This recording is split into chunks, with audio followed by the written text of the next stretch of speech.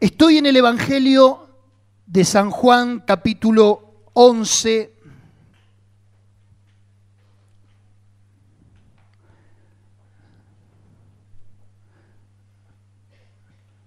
San Juan, capítulo 11.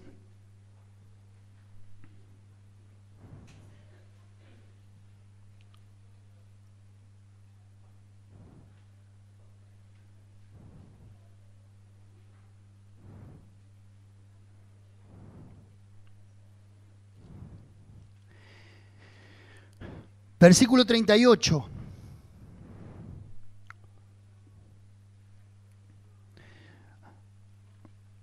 Jesús, profundamente conmovido, otra vez vino al sepulcro. Era una cueva y tenía una piedra puesta encima. Dijo Jesús: quitad la piedra. Marta, la hermana del que había muerto, le dijo: Señor, hiede ya, porque es de 4 días. Jesús le dijo: ¿no te he dicho que si crees verás la gloria de Dios? Entonces quitaron la piedra donde había sido puesto el muerto, y Jesús, alzando los ojos a lo alto, dijo: Padre, gracias te doy por haberme oído. Yo sabía que siempre me oyes, pero lo dije a causa de la multitud que está alrededor, para que crean que tú me has enviado. Y habiendo dicho esto, clamó a gran voz: Lázaro, ven fuera. Y el que había muerto salió, atadas las manos y los pies con vendas, y el rostro envuelto en un sudario. Y Jesús dijo: desatadle y dejadle ir. Un relato bíblico extraordinario. Aquellos que ya militan en la fe, que son cristianos, que son asidos a la palabra, saben de qué estoy hablando. Un episodio que verdaderamente dejaba pruebas indubitables acerca de quién era Jesús y lo que estaba haciendo, al punto que los judíos y los gobernantes de el momento de Jesús tuvieron que reconocer y decir: algo tenemos que hacer con este hombre, porque de hecho hace señales notorias que Dios está con él. Ahora, es un episodio realmente milagroso, porque el relato bíblico dice que la persona murió, se la sepultó, se le hizo todo el procedimiento y todo el protocolo que requiere la persona una vez muerta. ¿Sabe usted? Históricamente o culturalmente, los judíos hacían toda una especie de lavado. Algunos creen que hasta incluso lavaban internamente mediante un proceso aún sus vísceras, porque creían que la persona tenía una resurrección distinta a la que creemos nosotros en el ámbito judío. Ahora, estaba de más por sentado el hecho de que esta persona había muerto. No había probabilidad alguna que tuviera signos vitales después de todo el protocolo post-mortem que se le hacía a la persona en deceso, fallecida. Pero si nosotros vemos unos versículos antes en el relato, seguramente podemos rescatar también cosas para nuestra vida cotidiana, que seguramente en más de una oportunidad, frente a una crisis o a una situación determinada, increpamos a Dios y le decimos el porqué de las causas, el por qué sucede lo que sucede. En el capítulo 11, por ejemplo, verso 22, Jesús se aparece en el escenario en el que ya Lázaro no estaba. Estaba su familia, estaban los deudos, estaban aquellos que estaban todavía elaborando el duelo. Se aparece Jesús en la escena y una de las hermanas, llamada Marta, en el verso 21, dice: y Marta dijo a Jesús: Señor, si hubieses estado aquí, mi hermano no habría muerto. Es un planteo que le hace Marta y que se entiende que estaban comprometidas sus emociones. Ellos amaban a Jesús y lo respetaban sobremanera. No estoy diciendo que la pregunta de Marta fue una falta de respeto irreverente para con Jesús, de ninguna manera. Marta simplemente había sido protagonista de otras resurrecciones, de otros milagros. Entonces increpa a Jesús y le dice: Maestro, si hubieras estado aquí, mi hermano no habría. Es como que le está diciendo a Jesús: si te hubieras anticipado a este resultado tan negativo y tan drástico como es la muerte, como es la separación de los lazos afectivos de una persona, si hubieras estado aquí, mi hermano no hubiera muerto. Eso se lo dijo Marta. Pero cuando Jesús hace unos pasos más para acercarse a la casa del difunto, en el verso 32, María, cuando llegó a donde estaba Jesús, al verle, se postró a sus pies diciéndole: Señor, si hubieses estado aquí, ¿no habría muerto? Parece que no estoy diciendo que se pusieron de acuerdo para increpar a Jesús, pero el sentimiento era de que cuando Jesús se apersona o cuando Dios se hace presente en alguna circunstancia negativa de nuestra vida, entendemos y nos transmite la confianza y la certeza de que Él nos dará garantía y en medio de la crisis o de la oscuridad saldremos victoriosos, saldremos airosos. Es como que aquí a Jesús se le dice: Señor, no estuviste y mira lo que pasó. Ese puede ser su planteo hoy para con Dios. Si Dios hubiese estado en mi matrimonio, no hubiera pasado lo que pasó. Si Dios hubiera estado velando por mis hijos, hoy no los tendría que estar lamentando. Si Dios me hubiera guiado en tiempo y forma de acuerdo a mi economía, a mi labor, a mi inversión, no estaría yo en bancarrota. Pueden surgir tantos interrogantes a la hora de que estamos penando la crisis, a la hora que estamos teniendo un saldo negativo de lo que nos deja la vida. Claro que sí, hermanos queridos. Cuando estamos mal, cuando estamos embargados por la oscuridad de la crisis, hay veces culpamos a Dios. No se lo decimos directamente ni a modo de ofenderlo, pero decimos: Señor, ¿por qué no hiciste algo al respecto? Señor, ¿por qué en ese momento no abriste mis ojos? Señor, ¿por qué no le cambiaste el corazón? Señor, ¿por qué no evitaste esa situación? ¿Alguna vez le planteó algo así al Señor? Claro que sí. Marta y María, las dos le dijeron: Jesús, mi hermano murió. ¿Qué pasó? Por primera vez Jesús se ve increpado por la gente. Pero diga conmigo, siempre Jesús tiene un plan B. ¿Cuántos creen esto? A nosotros se nos terminó el rollo de la película, a nosotros se nos acabaron los recursos, a nosotros se nos terminó la fe para creer, pero Él siempre hará algo nuevo. ¿Cuántos dicen amén? ¿Cuántos dicen amén? Él siempre va a crear una expectativa para que sigamos creyendo en Él. Por eso fue la respuesta de Jesús en el verso 34, ¿dónde le pusisteis? Las mujeres entendieron que solamente era para ir a verlo, a llorarlo, a despedirlo.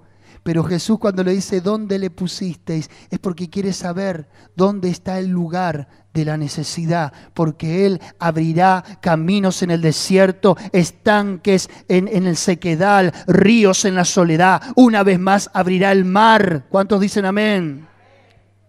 Pero volviendo al capítulo 11, verso 38. Dice: Jesús, profundamente conmovido, otra vez. Ya pasó ese minuto donde Jesús se le escapa una lágrima, donde llora a su amigo frente a la tumba. Y dice la Biblia, vino al sepulcro. Y todo lo que dije hasta este momento es a modo de introducción. En realidad yo quiero tomar este suceso, tomar esta breve historia para hacer un modelo de lo que Cristo hizo con cada uno de nosotros. Estoy diciendo en otras palabras que la resurrección de Lázaro es el modelo de nuestra elección y modelo de nuestro llamamiento de parte de Dios a Cristo Jesús. Todos los que estamos aquí pudiéramos haber atravesado por este mismo modelo, y si hay alguien en esta mañana que todavía no ha tenido un encuentro con el Señor, podrá alinearse bajo este modelo. Jesús, profundamente conmovido, vino otra vez y vino al sepulcro. Claro que sí, hermanos queridos.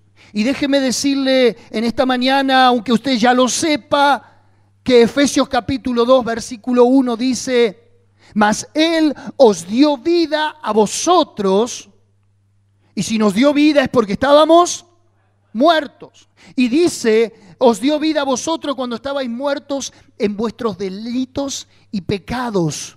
Usted estaba muerto. Ese es el primer punto de partida que tiene que saber toda persona que no se ha tenido un encuentro con Dios, que sin Dios está muerto. Por eso San Juan capítulo 1 dice: en Cristo estaba la vida, y la vida era la luz de los hombres. Hasta que los hombres no pasen a estar en Cristo Jesús, permanecen muertos, permanecen en la oscuridad, permanecen eternamente perdidos. Por eso Colosenses capítulo 1 también va a decir: el quien trasladado del reino y de la potestad de las tinieblas al reino de su amado Hijo. El primer punto de partida es que tenemos que saber que estábamos muertos.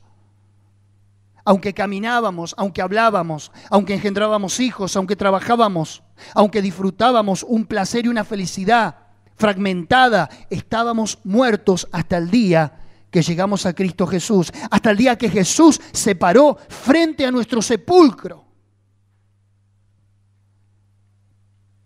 Pero una particularidad que tenía este sepulcro, a diferencia de los nuestros de hoy, era que tenía una piedra. Verso 38 dice: tenía una piedra puesto encima. Y quiero decirle que esa piedra puesta encima del sepulcro representa nuestro corazón. Mire qué mal que estábamos, que no solamente estábamos en un sepulcro muertos, sino que lo tapaba una. Y la piedra siempre está relacionada a lo largo de las Escrituras con la incredulidad. Si no, mire lo que dice Ezequiel capítulo 36, verso 26. No es necesario que lo busque, yo se lo leo. Ezequiel 36, 26 dice: os daré, está hablando en tiempo futuro, un corazón nuevo. ¿Cuántos tienen un corazón nuevo? Algunos nomás. Bueno, otros se van a ir hoy con un corazón nuevo. Y pondré espíritu nuevo dentro de vosotros. Y quitaré de vuestra carne el corazón de piedra. Y le daré un corazón de carne. ¿Cómo estaba la gente antes de la dispensación de la gracia? ¿Cómo estaba el ser humano, el hombre, la mujer, antes de que viniera Cristo en el Nuevo Testamento? Con un corazón de piedra, duro hacia Dios. Y la piedra siempre está relacionada con la incredulidad. Por eso es que Marcos capítulo 4, versos 16 y 17 dice que el sembrador salió a sembrar y que una semilla cayó junto al camino, otra cayó junto a pedregales, y que esa semilla no pudo dar fruto porque la piedra no le puede brindar a la semilla o a la raíz de la semilla estabilidad, no le puede brindar humedad, no le puede brindar un suelo fructífero. Vale decir que la semilla de la palabra de Dios en un corazón de piedra se seca, se muere. Por eso es que hay veces nosotros predicamos y predicamos y predicamos y usted todavía no ha podido ver fruto en su vida. La pregunta en esta mañana será: ¿cómo está tu corazón para recibir la semilla de la palabra de Dios? Si todavía hay un corazón de piedra, la semilla de la palabra se hará infructuosa, no germinará y no dará fruto. Cuando hay una vida próspera, cuando hay una vida fructífera, cuando la semilla cae en buena tierra, cuando hay un corazón de carne dentro tuyo y le permitís a Dios obrar. Qué increíble lo que es la palabra de Dios. Dice que había una piedra. Así estaba nuestro corazón, con una roca.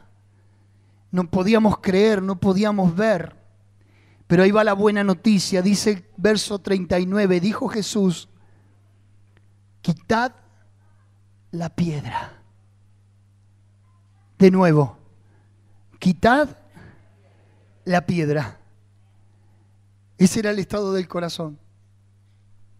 Cuando viene Cristo a nuestras vidas, lo primero que hace es quitar la incredulidad. ¿Y que pone en lugar de la incredulidad? Fe. Y mire qué absurdos que somos, que a veces le decimos a la gente, tenés que tener fe. ¿Cuántos han dicho esta barbaridad? ¿Cuántos le han dicho a otro, tenés que tener fe? Bueno, quiero enseñar todo eso de nuevo. Diga conmigo, es una barbaridad.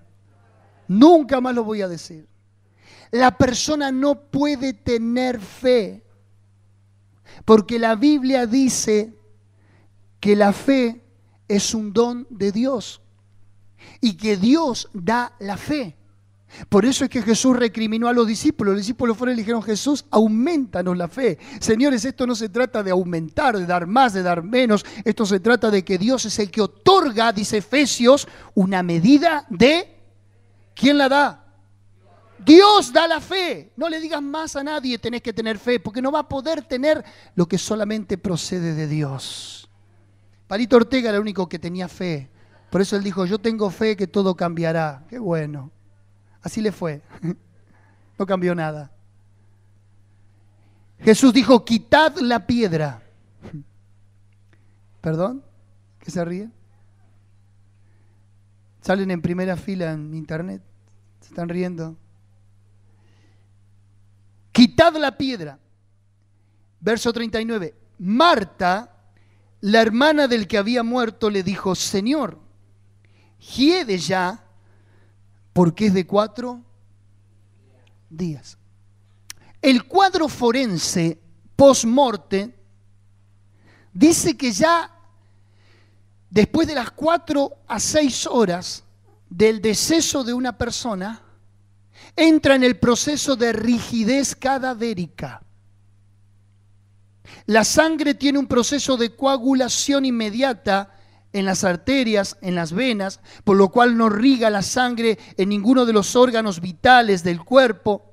Así que la persona va tomando ya una especie de rigidez, primero interna y luego externa. El tabique se disloca del lugar, el cuenco del ojo se hunde, el cuerpo comienza a tomar, producto de las toxinas de la sangre, un color medio amarillento. Es inevitable saber cuando una persona muere, una persona da signos de muerte. ¿Cuántos me están siguiendo? ¿Cuánto más después de 4 días metido allí? Quiero decirle, hermano querido, que tu dictamen o la carátula forense de tu mortalidad antes de Cristo Jesús daba igual. Estabas de muchos días metido allí. ¿Sabés qué me da pie para decirte detrás de los 4 días de Lázaro dentro del sepulcro? La imposibilidad humana de poder darte vida por sí mismo.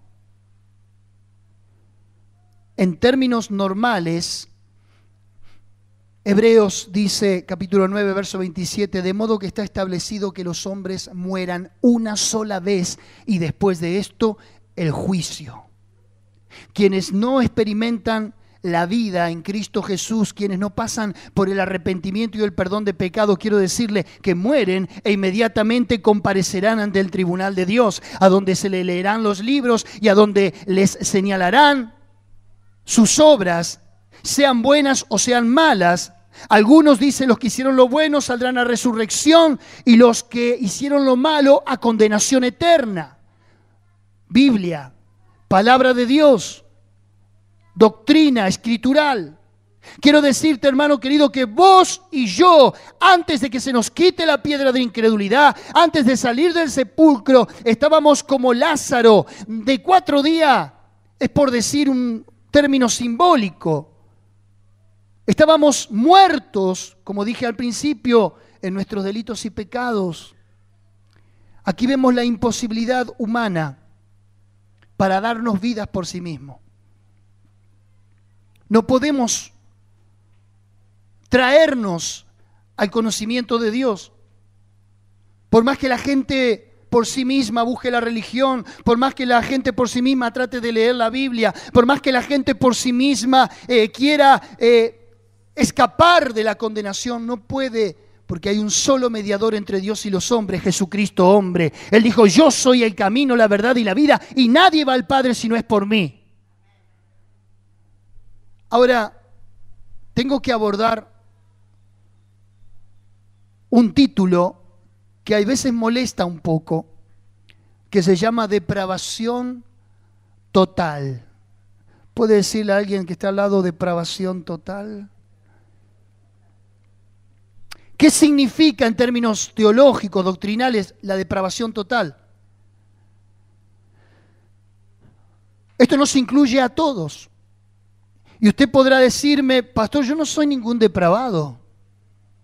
O aunque no venía a la iglesia y no era cristiano evangélico, no era ningún depravadito que andaba por ahí. Nosotros entendemos en términos legales la depravación como alguien inmoral, como un violador, como un asesino, como un homosexual. Entendemos una depravación como algo bajo una categoría de pecados obscenos e inmorales, bajo una moral y ética muy baja. Pero quiero decirle que cuando en términos teológicos se aborda lo que es la depravación total, está diciendo que el hombre está tan contaminado y tan cegado por el pecado que no tiene la luz suficiente para buscar a Dios, ¿se entiende? Decía, bueno, sos un poquito depravado entonces. Depravación total no significa que usted está desquiciado de la vida haciendo multitud de desastres por ahí, no. Depravación significa que el hombre está en una calidad de una categoría tan baja dentro de la naturaleza humana. El pecado y la caída de Adán y Eva lo han dejado tan bajo que no puede ver a Dios. Por eso 2 Corintios 4:4 dice, en los cuales el Dios de este siglo cegó el entendimiento de los incrédulos para que no le resplandezca la luz del Evangelio de Cristo. Mire en la condición que estaba. Es un cuadro excelente la resurrección de Lázaro, nos hace ver cómo estábamos. Pero quiero decirle ahora los beneficios que Él nos ha otorgado. ¿Cuántos dicen amén? Verso 40, Jesús le dijo, ¿no te he dicho que si crees verás la gloria de Dios? Se lo dijo en función a la respuesta de la hermana de Lázaro. Quitad la piedra. Pero Jesús, su olor es nauseabundo. Entró en un estado hasta de putrefacción. Jesús no le preguntó nada de eso. Jesús sabía lo que pasa con una persona cuando muere. Jesús le dijo, ¿no te he dicho que si crees verás la gloria de Dios? Ya estaba quitándole la piedra a la tumba de Lázaro. Ahora le tenía que quitar la piedra al corazón de Marta. Cuando Jesús te da una promesa, cuando Dios te da una palabra, a Él no le importa cuánto tiempo lleva tu crisis, cuántos años hace que vivís bajo el temor, la enfermedad o la inseguridad o la fobia o cualquier enfermedad. A Jesús no le importa el tiempo, porque Jesús en su eternidad es atemporal. ¿Qué es atemporal? Que Dios habita el pasado, el presente y el futuro con un presente continuo. Él desde su eternidad, desde su infinitud, Él procede en todos los tiempos. ¿Está entendiendo? A Jesús le da lo mismo que sea de 4 días como que sea de 1.000.000 de años. Él le dijo, ¿no te he dicho que si crees verás la gloria de Dios? Entonces quitaron la piedra donde había sido puesto el muerto y alzando los ojos a lo alto dijo, Padre, gracias te doy por haberme oído. ¿A quién se remitió Jesús por la muerte de Lázaro? Al Padre. Aquí Jesús aparece como mediador, acá Jesús aparece como nuestro intercesor. Vale decir que Jesús es el que está eternamente intercediendo por nosotros, según el pasaje también de Hebreos, donde dice que Dios le hizo eterno mediador mediante un nuevo pacto. Por eso es que vos no tenés que desesperarte, por eso es que vos tenés que anclar tu alma en la seguridad del Señor, porque si Él en este momento ve que estás atravesando una crisis, Él está intercediendo ante el Padre por tu vida. Hay veces decimos, orá por mí, quiero que la iglesia interceda por mí. Claro que lo vamos a hacer, pero hay algo que a vos te tiene que garantizar la vigencia de tu salvación, y es de que hay un eterno mediador entre Dios y los hombres, Jesucristo hombre.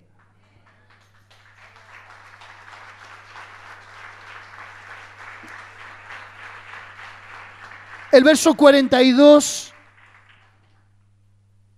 Jesús habla con el Padre y le dice, yo sabía que siempre me oyes. Qué bueno. Pero lo dije por causa de la multitud que está alrededor, para que crean que tú me has enviado. El Padre predestina a la persona y revela al Hijo. Envía al Hijo a tu vida. Ahora, verso 43 dice, y habiendo dicho esto, ya el sepulcro abierto, ya la incredulidad quitada, clamó a gran voz, Lázaro, ven fuera. Note usted esta expresión, clamó a gran voz. Pregunta en esta mañana, ¿qué es la voz de Dios? No es la voz de los profetas solamente. Esta es la voz de Dios. La palabra de Dios. Bueno, en una simple lectura así rápida encuentro casi las 5 solas. La gloria de Dios, sola fide, la sola fe, la voz, sola escritura, Cristo como enviado, solo Cristo. Y ahora le doy la otra que falta, sola gracia. Al final está, aparece todo. Cuando le dice, clamó a gran voz, la voz de Dios es la palabra. Esta palabra tiene vida en sí misma, ¿sabe por qué? Porque aquí habla de Jesús. Y todo lo que habla de Jesús cobra vida. Porque Jesús es la palabra y la palabra es Jesús. Así que este libro, por eso es sagrado, porque es la palabra de Dios escrita. Steve Lawson, un predicador norteamericano, dice, si usted viene a esta casa por su iglesia, diciendo, así dice el Señor, y no tiene capítulo y versículo, no lo tome como palabra de Dios. Y es cierto, porque lo que uno pueda decir tiene un grado de fabilidad, pero la palabra de Dios es infalible. Ahora, Jesús suelta la voz, clamó a gran voz, y detrás de esa voz iba la palabra, la sustancia de Dios, para vivificar un cuerpo que había muerto. Sino, ¿cómo se entiende que esta palabra es la que a usted lo trajo aquí? ¿Cómo se entiende entonces que esta palabra fue la que lo resucitó a usted? ¿Cuántos fueron cautivados por este libro sagrado? ¿A cuántos este libro sagrado, cuando lo comenzaron a leer, a interpretar, a entender, a asimilar y a aplicar a su vida, les devolvió la vida? Valga la redundancia. Claro, porque es la voz de Dios. Escrita en un papel, sí. Pero lo que está escrito en un papel sale a la esencia del espíritu del hombre, y allí el hombre recibe ese soplo divino una vez más. La inspiración de Dios es lo que cambia a la persona, es lo que le devuelve la vida, el criterio. Ahora, esa voz le dijo a Lázaro, ven fuera. Es como que Jesús podría haberle resucitado ahí adentro, podría haber hecho toda su operación de resurrección allí en el sepulcro, pero vemos en el escenario que lo expone y lo llama afuera. Y eso es lo que hace Dios con nuestras vidas.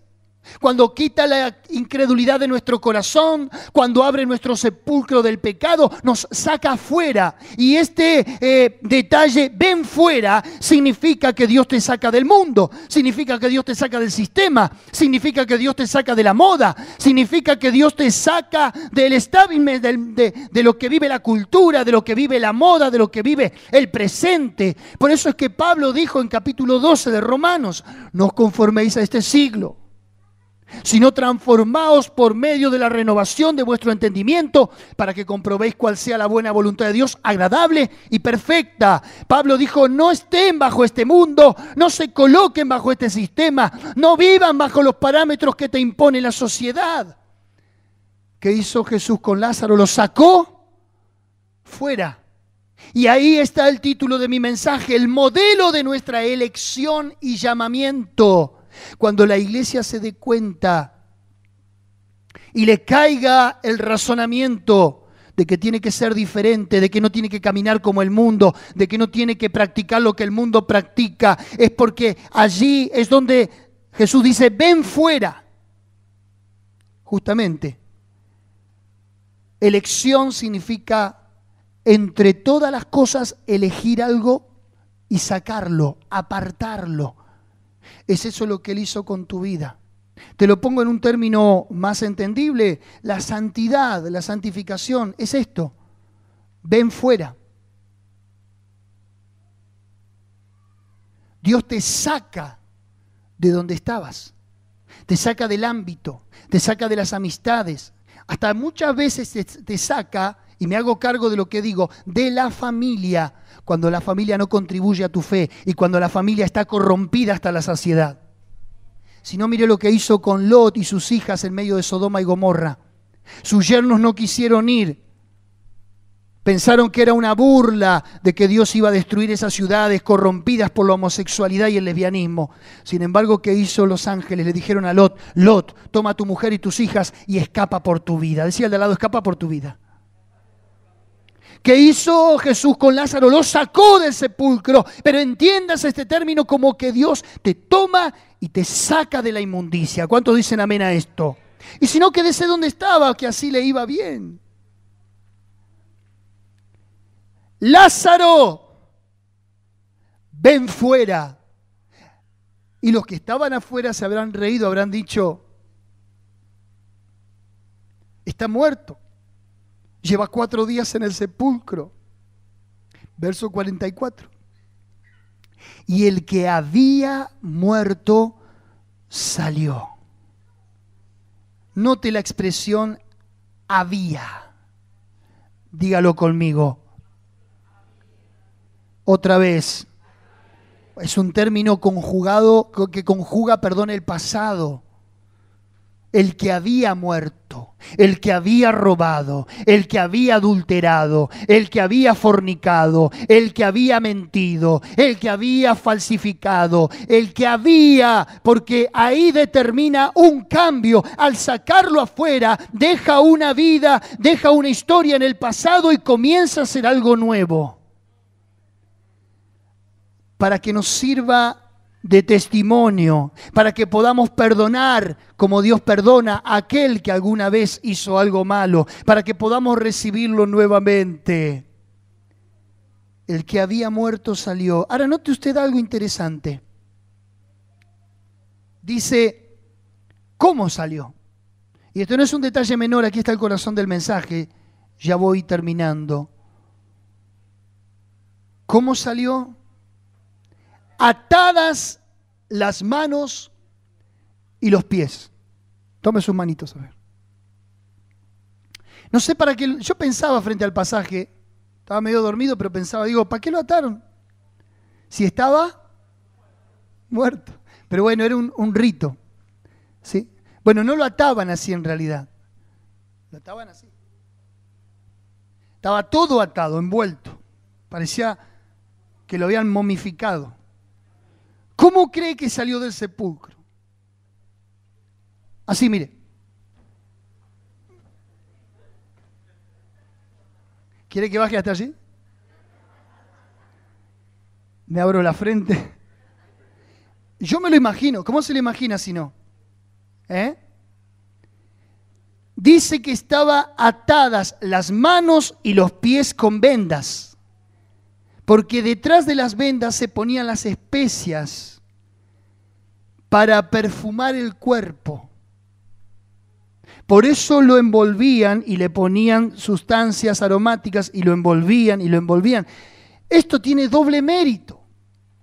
Porque cuando la palabra de Dios y la voz de Dios te quiere sacar de la muerte espiritual o de la crisis que estés viviendo, mire, no va a haber velo que detenga la palabra de Dios, no va a haber circunstancia que te mantenga encerrado, no va a haber ligadura que te mantenga cautivo. ¿Cuántos dicen amén? Él dice, el Espíritu del Señor está sobre mí y me ha ungido para dar buenas nuevas a los abatidos, para libertar a los cautivos, para vendar a los quebrantados de corazón. Y aquí se cumple esa palabra. Dice que tenía atadas las manos y los pies con vendas y el rostro envuelto en un sudario. No podía ver, no podía hablar, estaba amordazado y no podía oír. Pero esa es la voz de Dios, que aun cuando estés confinado y recluido en el túnel más lúgubre y más oscuro y en el pozo más profundo de la depresión, allí irá la voz de Dios y de allí te levantará. Ahora, dice que estaba atado con vendas, manos, pies, el muerto salió. Yo encontré una aplicación espiritual aquí, que primero Dios nos resucita y después nos regenera. Voy a subrayar estas dos declaraciones. Primero Dios nos resucita y después nos regenera. No, lo estoy diciendo con poco énfasis. Primero Dios nos resucita y después nos regenera. La resurrección ocurre en el mismo momento que nuestros pecados son perdonados mediante el arrepentimiento ante la cruz del Calvario. Dice la Biblia que en ese instante nuestros pecados y nuestras culpas son borrados, volvemos a foja cero. A partir de ahí Dios no tiene más memoria de tu pasado y hemos pasado de muerte a vida. ¿Está bien? Resucitamos en Cristo Jesús. Pero ¿cómo puede ser que alguien viene a la iglesia, confesó sus pecados, remedió sus faltas, se arregló, se reconcilió con Dios, ahora Dios lo ha adoptado como un hijo, y todavía sigue con imperfecciones, excesos, tropiezos, caídas? Ahí se cumple mi declaración. Primero te resucita y después te regenera.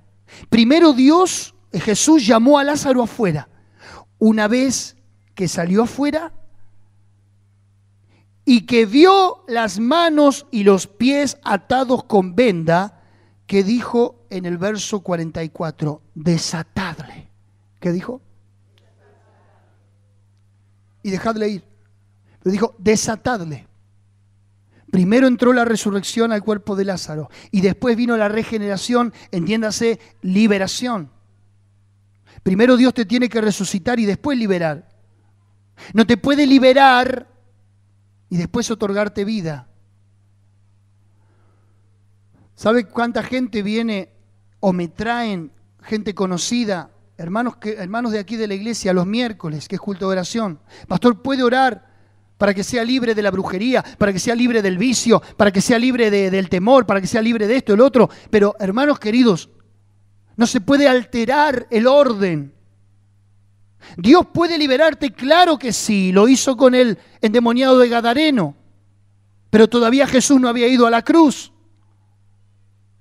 El orden es que primero te resucite, primero te otorgue vida, primero te perdone los pecados y luego te desate para tener la libertad. Desatarlo y dejadlo.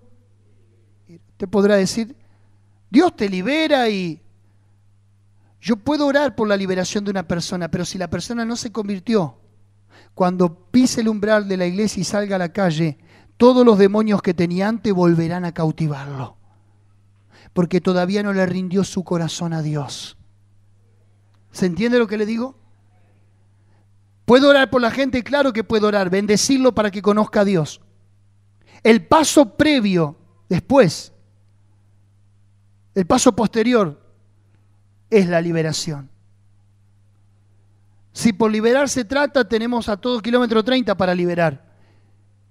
Pero tenemos que otorgarle primeramente la vida, la resurrección mediante el perdón de sus pecados. Tenemos que quitar la piedra del corazón. ¿Está entendiendo el orden? Sacarlo del sepulcro. En un tiempo, mi esposa y yo conocimos gente que militaba en la umbanda, en la quimbanda, en el ocultismo, lo que nos llevó a estudiar a fondo todos estos temas afroamericanos y esas culturas. Y por años estuvimos vinculados a trabajar en liberación. Y mucha gente de ese rito, de ese culto, de esa práctica, venía a nosotros porque eran atormentados, porque habían hecho trabajos en cementerios, porque habían hecho todo tipo de brujería, de ocultismo, de invocaciones, de sacrificio de animales. Entonces, perturbados, su espíritu, su conciencia, venían a que oremos por ellos porque la oración les otorgaba paz, libertad. Pero sabe que de mucha gente que oramos, luego volvía a sus antiguas prácticas. Entonces decíamos nosotros, ¿por qué? ¿Qué es lo que hicimos mal? ¿Qué pasó? Le liberamos, le otorgamos libertad momentánea por un tiempo, pero esa gente nunca había rendido su corazón a Jesús. ¿Qué pasó? Volvieron a lo mismo.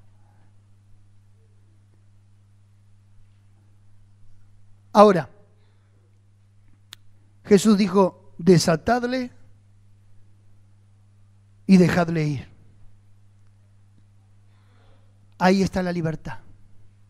Ahí está la sola gracia de que Jesús no pide nada a cambio. Te dice, bueno, ahora tenés la libertad. Pero en esa libertad ahora hay que escoger. En esa libertad ahora hay que decidir. Y en esa libertad ahora hay que comprometerse. Para mí es uno de los episodios más extraordinarios. Porque Jesús le resolvió el presente a Lázaro. Pero a nosotros con este ejemplo nos resolvió la eternidad. Porque detrás de todo el procedimiento que Él hizo para resucitar a Lázaro, veo el procedimiento que Él hizo en mi vida para hoy ser un hijo de Dios. Y cuando hablo de ser un hijo de Dios, estoy hablando de que Dios me adoptó en su familia. Dice el libro de Efesios capítulo 1 que fuimos adoptados. Pensando en términos de adopción. Primero, que quien es adoptado, en términos legales, no elige al padre. El padre lo elige al hijo. ¿Verdad que sí? Él viene y dice, quiero esa criatura. Y en este caso el beneficiario, que es el adoptado, le tocó ese padre, que lo va a amar, que lo va a cuidar, que lo va a proteger. En términos legales, cuando se escribe el procedimiento de la adopción, se lo incluye a la familia y dentro de esas letras chiquitas o los asteriscos se dice que el adoptado tiene los mismos derechos que el biológico. ¿Está siguiendo? ¿Está siguiendo? Por eso Hebreos dice que nosotros somos hermanos de Jesús, herederos con Jesús y coherederos con Cristo. Vale decir que los mismos derechos que tiene Jesús por ser hijo directamente biológico de Dios, lo tengo yo y usted. Ahora, el otro ejemplo es que en la adopción en todo el sentido de la palabra, no es una custodia tutelar. Adopción no es una custodia tutelar. Te lo dan por un tiempo para que pruebes, para que aprendas a ser padre, para probar a ver si se usa una custodia tutelar. Pero Dios en ninguna parte de la Escritura dice, los voy a custodiar un tiempito, a ver cómo se portan, y si no, que vuelvan al orfanato. ¿Dijo eso Dios? ¿Qué dijo? Son adoptados con los mismos derechos y términos de un hijo biológico. Y lo segundo, que no es una adopción temporal, es una adopción para siempre. Esto a mí me otorga la seguridad de la salvación. Un padre cuando le da su paternidad a un hijo adoptivo, lo adoptó para siempre. Aunque crezca, aunque haga bien las cosas, haga mal las cosas, es su hijo. Lo adoptó para siempre. No sé si usted sabía que cuando uno adopta, al igual que cuando uno tiene un hijo biológico, uno como padre no puede desvincular ese lazo afectivo. ¿Sabía eso? Yo no puedo renunciar ni a mis hijos biológicos, ni a Luca y a Matías, decirle, bueno, voy a hacer un documento legal en la que renuncio a ser padre de ellos. No puedo, ¿sabía que no puedo? La ley no tiene esa contemplación. ¿Sos padre? Bueno, hacete cargo. Con un hijo adoptivo, una vez que un padre adoptó a un hijo, no lo puede desvincular ni de su apellido, ni de su herencia, ni de su cuidado. Es un hijo para siempre. ¿Sabe qué garantía me da? Que si Dios me salvó, soy salvo para siempre. ¿Cuántos dicen amén?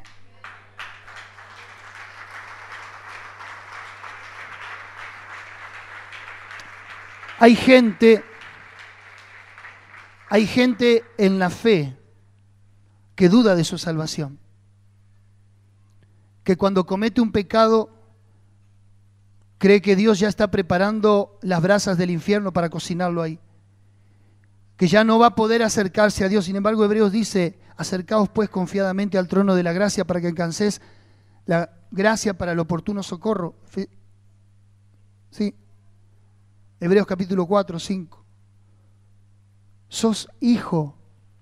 Dios no se puede desvincular. Si en los procedimientos legales comunes no se puede, en jurisprudencia, menos en la corte celestial en donde Dios estableció todas las cosas. ¿Dios se desentendió de la creación aunque la creación está bajo maldición producto del pecado? No. Dice que a la creación que gime con dolores de parto por causa de nosotros, de los hijos de Dios, por el pecado nuestro, ¿sabe qué va a hacer Dios con la creación? No va a decir esta creación no sirve más para nada. No, la va a purificar con fuego y les nos dará cielos nuevos y tierra nueva. Pero lo creado Dios lo seguirá reivindicando. Aunque como hijo de Dios hagas mal las cosas, te portes mal, dice la Biblia, te he puesto un abogado para con el Padre, a Jesucristo el justo. En esta mañana quiero brindarte paz con la palabra. Quiero darte seguridad, identidad en Cristo. Fuiste elegido, fuiste predestinado, fuiste redimido. Jesús pagó toda su sangre por vos. Sos pagado por precio. Él no va a tener en poco lo que hizo por tu vida. El tema es que vos tomes la posición en la que Dios te puso, que te hagas cargo y que recibas gratuitamente lo que Dios ya ha provisto.